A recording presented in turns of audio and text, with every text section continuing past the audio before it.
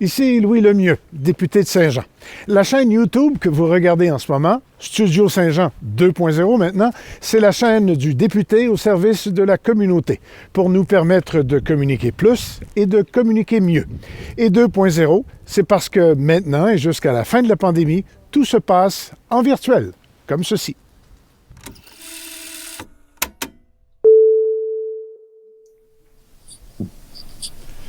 Bonjour, bonjour, ici Luc Archambault. Bienvenue à Studio Saint-Jean 2.0. Aujourd'hui, on parle de nature, on parle d'escalade même, on parle de sentiers. Tout ça chez nous, au Mont-Saint-Grégoire, avec Sim. On accueille Lauriane Monette de Sim du Haut-Richelieu, c'est ça? Sim Richelieu, oui, bonjour. Bonjour. Écoute, Lauriane, cette année, ça a été une grosse année pour le monde. Se sont mis à sortir chez eux. Tu sais, on sort, on va rester chez nous parce que, on sort dans nos environs, autrement dit, au lieu d'aller dans le sud, parce que, à raison de pandémie. Et ça a eu un impact assez impressionnant chez Sim. Il y a eu plus que 60 000 personnes qui ont foulé les trails chez vous. Et là, ça a sûrement été un peu surprenant à accueillir tous ces mondes-là. Bien, effectivement, c'est ça. L'année 2020 a été une grosse année, surtout quand on a eu le droit de réouvrir, dans le fond, là, parce qu'on a fermé là, au mois de mars. On a été fermé presque 2 mois. Puis là, finalement, vers la mi-mai, si je me souviens bien, on a eu le droit de réouvrir les sentiers. Puis effectivement, comme vous le dites, avec la pandémie, il n'y avait pas grand-chose d'autre à faire. Fait que les gens se sont garrochés en bon québécois dans les milieux naturels. Puis c'est sûr que Sim, le Mont-Saint-Grégoire, on est à proximité de Saint-Jean. Fait qu'on a eu beaucoup de monde. Pour vous donner une idée, dans le fond, en 2019, c'était plus comme 40-45 000 personnes. Puis on a presque été à 65 000 pour 2020. Fait que ça a été vraiment une grosse augmentation. Ça fait pas mal de visites, ça, là, hein? Ça fait pas mal de visites. Puis ça a eu un impact, évidemment, sûrement. Écoute, quand il y a 60 000 personnes qui passent dans les mêmes trails tout le temps, ça a sûrement eu un impact de ce côté-là. Y a-t-il eu une grosse dégradation ou si c'est tout simplement une dégradation normale à cause de la quantité de monde qui sont passés?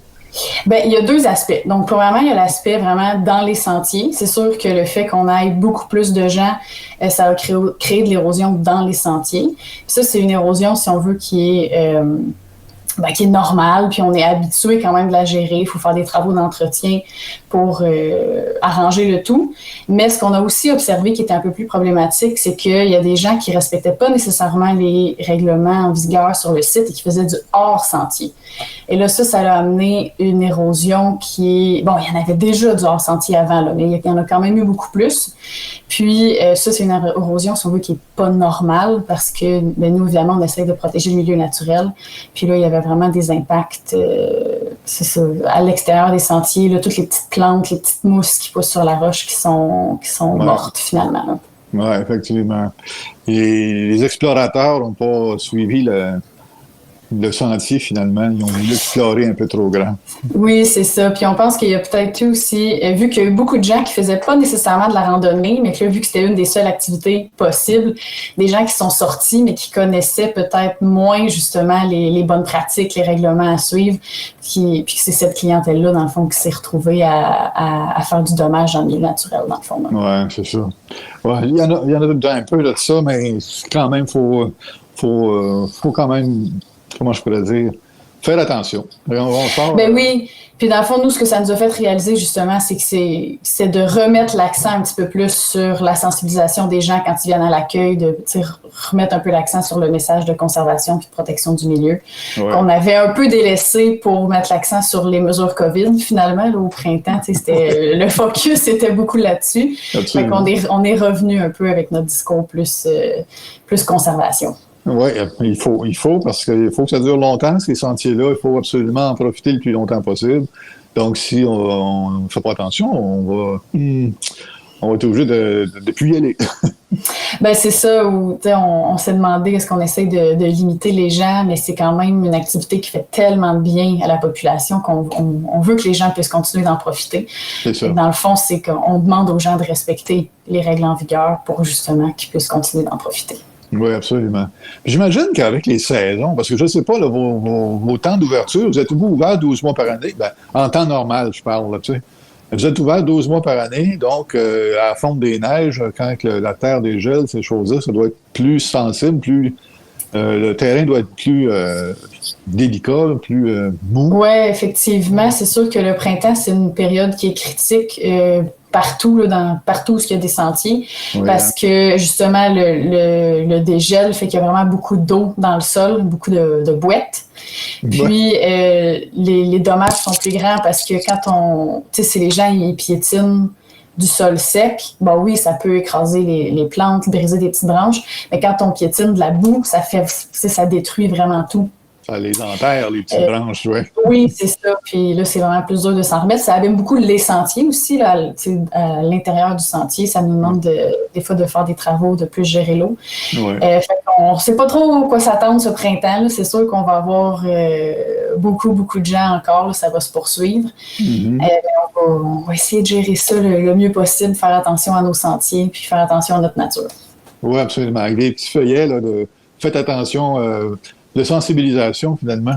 Oui, puis on a remis des panneaux aussi dans les sentiers fréquemment pour que les gens... Oui, on leur dit au début, mais on leur rappelle dans la randonnée aussi. Ah, c'est bon, c'est bon. On ne comprend pas toujours la première fois qu'on se le fait dire, c'est ça l'affaire. Oui, des fois on se laisse emballer. Là. Souvent, nous, ce qu'on a remarqué, c'est que les gens vont être beaucoup attirés par les grosses roches. Tu sais, au Mont-Saint-Grégoire, on a beaucoup de gros blocs de roches.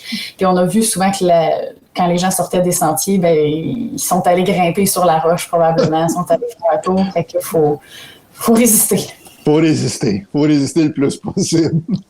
Assim, est-ce que vous avez des conférences, comment je pourrais dire, des séances d'éducation pour nous montrer la nature du Mont-Saint-Grégoire?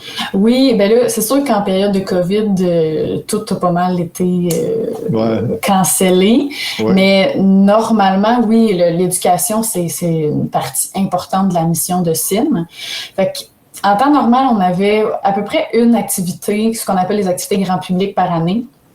Fait que on choisissait un thème selon la saison. Là, souvent, au printemps, on faisait une activité sur les grenouilles parce que c'est le temps de la reproduction, on les entend chanter. Fait que c'est une activité qui était ouverte là, à tout le monde. Les gens s'inscrivaient, payaient un petit frais pour l'activité. Puis, ça leur donnait l'occasion de venir à la montagne, faire une randonnée avec un naturaliste pour en apprendre un peu plus sur le sujet. Fait que c'est ça. On en avait l'habitude à peu près une par saison. Là, c'est sûr que depuis, dans le fond, mars 2020, on n'en a fait aucune. Puis, c'est ça, on n'avait pas le droit. Puis, ben là, on n'en a pas d'annoncé encore non plus pour l'instant là, parce que on est pas mal occupé. Puis, on se concentre justement sur gérer l'affluence dans les sentiers. On veut pas nécessairement ajouter des gens en faisant des activités autres. Est-ce que vous êtes ouvert en ce moment ou si vous êtes fermé à cause de la pandémie? Ou... Non, on est ouvert, oui. Dans le fond, nous, comme je vous disais, on a réouvert vers la mi-mai, je pense, là, quand on a eu le OK du gouvernement. Dans le fond, là, les sentiers ont réouvert. Fait qu'on est ouvert depuis. Okay. On est fermé, dans le fond, juste 4 jours par année, nous, dans le temps des fêtes, là, à Noël. Ouais, okay. Sinon, on est ouvert semaine, fin de semaine, 7 jours sur 7, les congés fériés, tout le kit. Fait que les gens peuvent vraiment venir en profiter. Ils peuvent aller s'épivarder assez souvent, finalement. C'est ça. Là, ce qu'il va falloir que les gens fassent attention, là, pour la première fois en fin de semaine, ce dimanche, notre site était complet dimanche, dans le fond. Là. Okay. Fait que nous, ce qu'on recommande aux gens, c'est de vérifier sur notre site Internet. Ils peuvent appeler aussi ou notre page Facebook avant de partir de chez eux. Fait que s'ils voient que le site est déjà complet, malheureusement, il faudrait reporter la visite à une autre journée. OK. Fait que surtout là, avec les temps plus doux qui vont s'en venir là, un jour, le printemps. Fait que c'est sûr que l'affluence au printemps est toujours plus grande que l'hiver. Puis on a moins de stationnement aussi à ce temps-ci que l'été.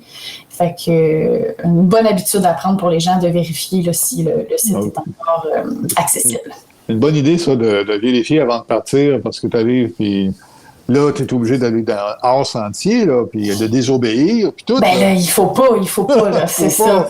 Puis surtout, on refuse pas nécessairement les gens quand on est complet, c'est juste qu'il y a de l'attente sur le site. Fait que, il va falloir qu'ils attendent que quelqu'un quitte pour pouvoir rentrer. Fait que c'est sûr que dépendamment des journées, ça peut être plus ou moins long, là.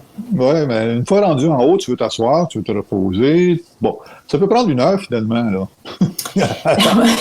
Oui, ben normalement, faire la randonnée, je vous dirais, la plupart des gens vont faire ça en 1 heure, 1 heure et demie. Oui.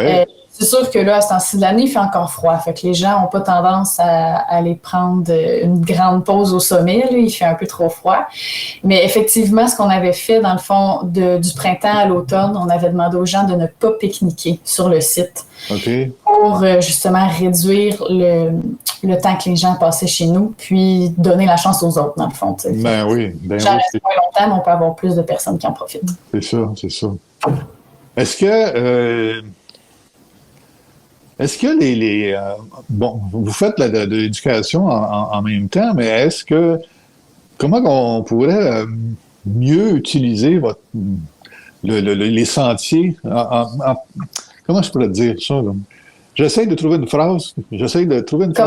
Comment être un bon visiteur? Est-ce que c'est ça? Comment le monde pourrait vous aider finalement à conserver le site dans un meilleur état ou en tout cas l'optimiser, là? C'est sûr que CIM Richelieu, c'est un organisme à but non lucratif. Donc, il y a toujours la possibilité, si les gens veulent nous encourager, de faire des dons, juste de bon cœur, dans le fond, là, pour notre mission, encourager notre mission. C'est ça. Ensuite, nous, les sentiers sont payants. Donc, les gens, quand ils viennent au Mont-Saint-Grégoire, qui passent par notre entrée, dans le fond, pour accéder au sommet de la montagne, c'est une manière de nous encourager. Ça nous donne de l'argent pour, après ça, entretenir les sentiers, protéger le milieu. Oui. Parce que dans le fond, ça, c'est un point qui est souvent oublié ou les gens ne le savent pas, mais dans le fond, c'est des propriétés privées sur le Mont-Saint-Grégoire. Fait qu'il y a plusieurs propriétaires. Il y en a qui ne veulent pas du tout qu'il y ait des gens qui aillent sur leur terrain. Nous, bien entendu, on autorise les gens. Puis le sommet, dans le fond de la montagne, appartient à CIM. Donc, pour se rendre au sommet, idéalement, les gens passent par notre entrée à nous. Et justement, ça nous encourage en même temps. OK. Ah, je ne savais pas qu'il y avait plusieurs propriétés. Je pensais pas que c'était privé. J'avais pas idée, là.